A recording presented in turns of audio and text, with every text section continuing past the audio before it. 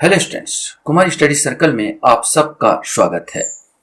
ADEO परीक्षा को आगे बढ़ाते हुए आज के वीडियो का हमारा टॉपिक होगा भारत में पशुधन। इसमें मैं 30 इंपॉर्टेंट क्वेश्चंस लेके आया हूँ जो आपके लिए परीक्षा उपयोगी होगा। तो चलिए देर न करते हुए एक एक क्वेश्चंस को हम लोग सॉल्व करने की कोशिश करते हैं, अपनी तैयारी को भी परखने की कोशिश करेंगे। पहला क्वेश्चन आपके सामने यहाँ पर आता है, भारत में सबसे अधिक दूध उत्पादन करने वाला राज्य कौन सा है? उत्तर प्रदेश, मध्य प्रदेश, गुजरात या महाराष्ट्र? इसमें से आपको कोई एक बताना है। वैसे तो कॉमन क्वेश्चन है, उत्तर प्रदेश यहाँ पर आएगा। भारत में सबसे ज्यादा दूध उत्पादन उत्तर प्रदेश में हो रहा है। अगर 2023-24 का आंकड़ा देखूं तो करीब 16.21% टोटल जितना दूध उत्पादन होता है उसमें उत्तर प्रदेश का योगदान देखा जाए तो 16.21% का योगदान कर रहा है। क्वेश्चन से, भारतीय पशु चिकित्सा अनुसंधान संस्थान उत्तर प्रदेश के किस जिले में स्थित है? ये आपको बताना। मथुरा, मेरठ, बरेली या लखनऊ? इसमें से कोई एक आएगा। सही आंसर इसमें सी आएगा, ये बरेली में स्थित है।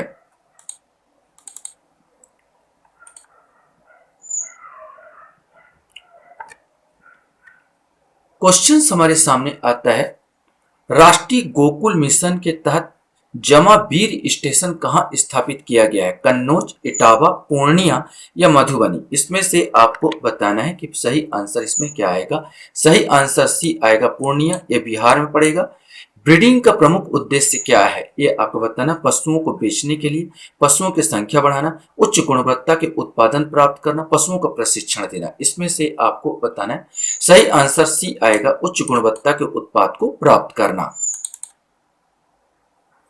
अर्थात अच्छी नस्ल के पशुओं को उत्पादन करना। ये सबसे इंपॉर्टेंट है इसमें। नेक्स्ट क्वेश्चन था, भारतीय भेड़ की कौन सी नस्लें बेहतर गुणवत्ता वाले कालीन ऊन के लिए जानी जाती है? यह आपको बताना है कि वास्तव में कौन सा भेड़ है जो ऊन के लिए जानी जाती है। मालपुरा, बालनगिरी, सोनाडी या चोकला? इसमें से आपको बताना है। सही आंसर इसमें डी आएगा, चोकला। ये चोकला जो है भारतीय भेड़ की नस्लें हैं। चोकला को छप्पर के नाम से भी जाना जाता है।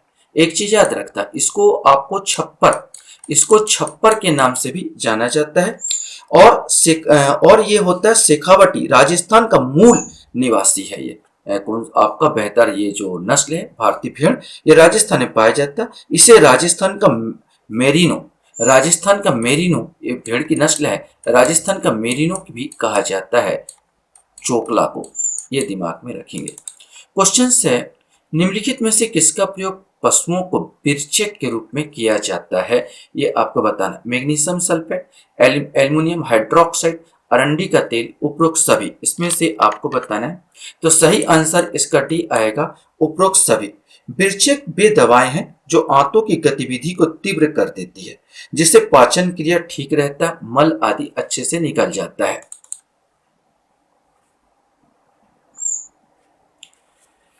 क्वेश्चन हमारे सामने, गायों को दूध में कौन सा प्रमुख पोषक तत्व पाया जाता है? विटामिन सी, कैल्शियम, आयरन या जिंक? इसमें से आपको बताना है। सही आंसर भी आएगा, कैल्शियम इसमें सबसे ज्यादा पाया जाता है। मवेशियों में होने वाले स्तन ग्रंथियों में सूजन के रोग की पहचान के लिए कौन सा परीक्षण किया जाता है? बिडाल टेस्ट, टेट्रालोजियम टेस्ट या स्ट्रिप कप टेस्ट? इनमें से कोई नहीं। इसमें से आपको बताना है। सही आंसर, मवेशियों में होने वाले स्तन ग्रंथियों का सूजन जो है स्ट्रिप कप टेस्ट यहां पर किया जाता है। क्वेश्चन से यहां पर है, भारत में कौन सा पशु प्रबंधन विधि सबसे अधिक प्रचलित है? चराई प्रणाली, बाड़ा प्रणाली, फ्री रेंज प्रणाली या जंगली प्रणाली? इसमें से आपको बताना है। तो भारत में सबसे ज्यादा बाड़ा प्रणाली का इस्तेमाल किया जाता है। उन्हें बाड़ा बना दिया जाता है जहां पर बहुत सारे पशुओं को रखा जाता है। क्वेश्चन है, निम्नलिखित में से कौन सा मवेशियों का एक स्वदेशी डेयरी नस्ल है? ये आपको बताना। लाल सिंधी, चिपराई, कन्नी या कोम्बाई? इसमें से आपको बताना है। तो सही आंसर इसका ए आएगा, लाल सिंधी। चिप्पी परई और कन्नी और कोम्बाई, चिप्पी परई, कन्नी और कोम्बाई ये सब कुत्तों की प्रजाति जो दक्षिण भारत में पाई जाती है। शिकार करने के लिए इसका इस्तेमाल किया जाता है। लाल सिंधी ये मवेशियों का एक एक प्रजाति है। मवेशी बोला जाए तो लाल सिंधी गाय की बात किया जाए, विशेष करके ये पाकिस्तान साइड सिंध प्रांत की ये प्रजाति है जो भारत में पाई जाती है, डेयरी नस्लों के लिए गाय की प्रजाति। मनुष्य को पशु रोगों के प्रेरक कारकों के स्थानांतरण को खालिस्तान के रूप में जाना जाता है। मनुष्यों को पशु रोगों के प्रेरक कारकों के स्थानांतरण को खालिस्तान के रूप में जाना जाता है। संक्रमण, सूक्ष्म रक्त परिसंचरण, जूनोसिस या इनमें से कोई नहीं, इसमें से आपको बताना है। सही आंसर इसमें सी आएगा, जूनोसिस। जूनोसिस क्या होता है? ये होमोसेपियंस जो होते हैं मनुष्य प्रजाति के साथ ही जानवरों का रोग है। पशुओं के माध्यम से, अगर सरल भाषा में बोलूं तो पशुओं के माध्यम से मनुष्यों में ये फैलते हैं।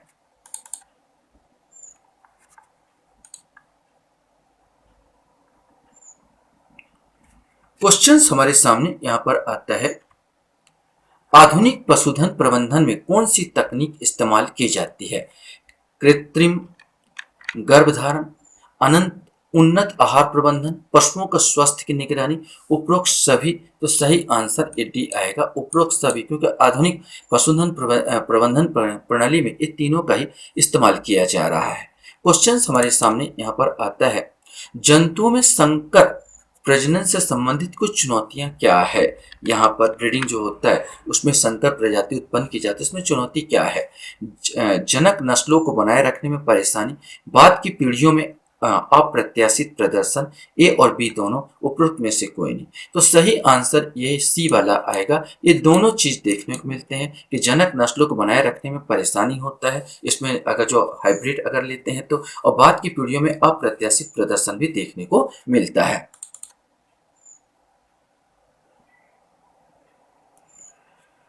क्वेश्चन हमारे सामने, फाउल पॉक्स रोग अधिकांशतः निम्नलिखित में से किस प्रजाति को प्रभावित करता है? ऊंट, पक्षी, बकरी या सुअर, इसमें से आपको बताना है। ये पक्षी का रोग है, पक्षियों में पाया जाता फाउल पॉक्स रोग। जो चिकन पॉक्स जो मनुष्यों में पाया जाता है उसी टाइप का ये रोग होता है। यहाँ फाउल पॉक्स जो अपेक्षाकृत धीमी गति से फैलने वाला वायरस जनित रोग है, ये पक्षियों में पाया जाता है, बोला जाता है वायरस जनित ये रोग होता है। भारत में सबसे अधिक दूध देने वाली बकरी नस्ल कौन सी है? बर्बरी, जमुनापारी, काली बंगाली या बेटन, इसमें से कोई एक आएगा। कि सही आंसर इसमें क्या होगा? सही आंसर भी आएगा जमुनापारी।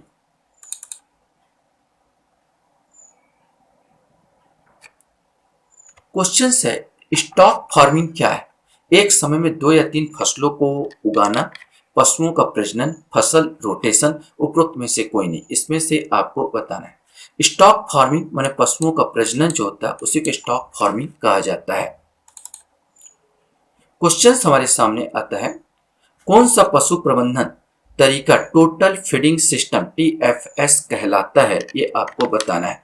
केवल घास पर आधारित आहार, संतुलित आहार प्रदान करना, प्राकृतिक चराई पर निर्भर रहना, केवल कार्बोहाइड्रेट आधारित आहार, इसमें से आपको बताना है। सही आंसर भी आएगा संतुलित आहार प्रदान करना।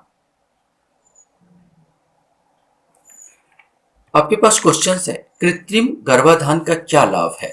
उच्च गुणवत्ता वाले नस्ल प्राप्त करना, पशुओं की संख्या बढ़ाना, रोगों को कम करना, सभी। तो वैसे कॉमन क्वेश्चन है, ये सभी आंसर इसमें आ जाएंगे।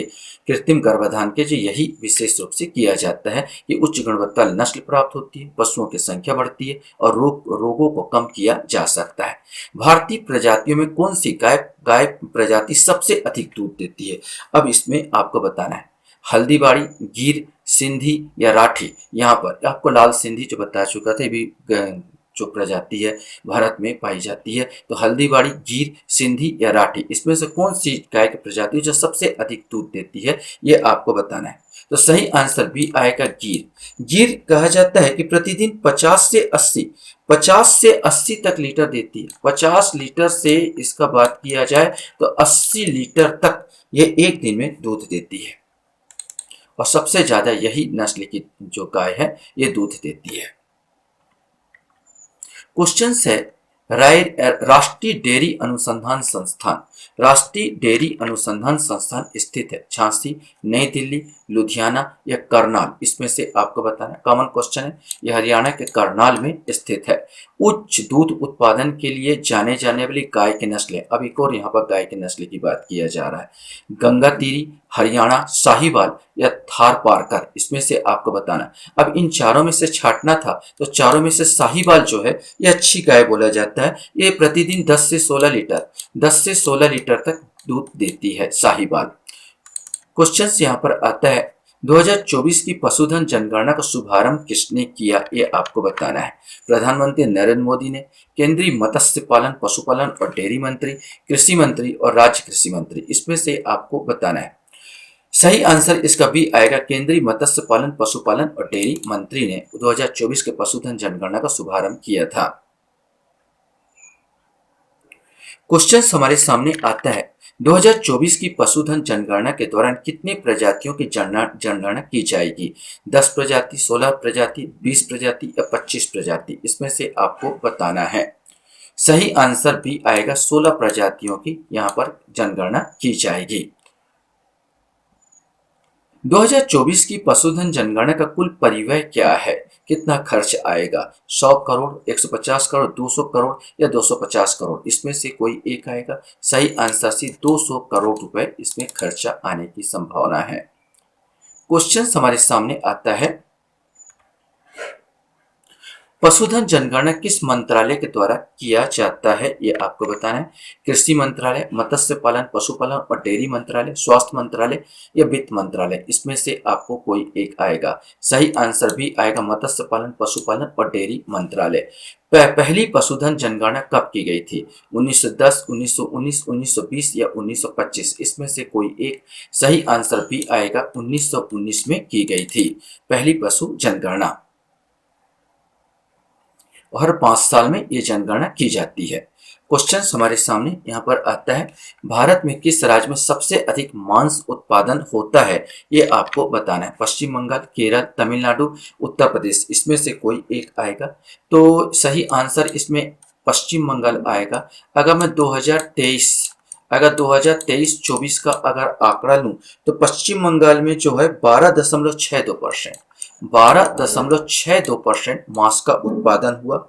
उत्तर प्रदेश की अगर बात कर लिया जाए तो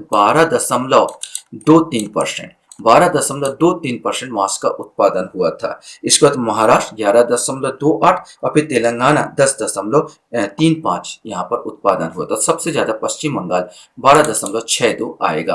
भारत में सबसे अधिक दूध उत्पादन किस पशु प्रजाति में होती है, ये आपको बताना है। गाय, भैंस, भेड़ या बकरी, तो सही आंसर इसमें भी आएगा, भैंस प्रजाति से सबसे ज्यादा दूध उत्पादन भारत में किया जाता है। भारत में किस राज्य में सबसे अधिक पशुधन की संख्या है? उत्तर प्रदेश, महाराष्ट्र, मध्य प्रदेश या गुजरात, इसमें से आपको बताना है। सही आंसर इसका ए आएगा, उत्तर प्रदेश। उत्तर प्रदेश राज्य में भारत में सबसे अधिक पशुधन संख्या है।